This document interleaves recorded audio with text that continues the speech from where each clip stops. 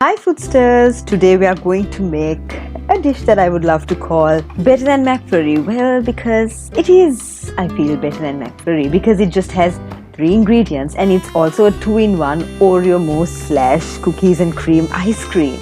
So let's get right into the video. In here I've taken a glass bowl that I left in the freezer for about half an hour.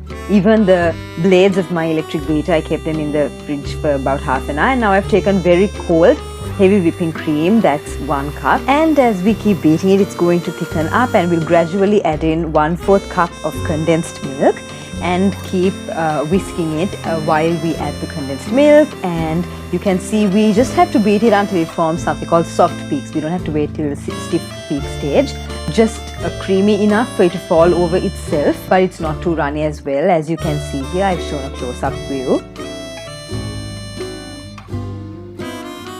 And now for the best part, we are going to add in crushed Oreos. The number depends on you. I've added about 10 in here, I guess.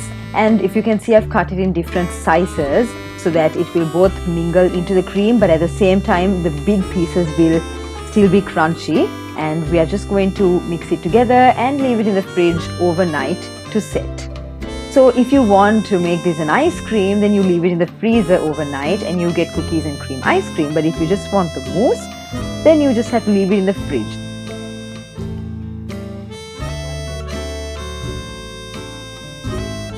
Ta-da! Here is our mousse after it has set.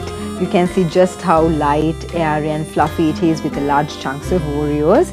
So stay tuned, I'm going to use this recipe pretty soon in another recipe. Thank you very much for all your love and support so far. Please subscribe to my channel. Bon appetit!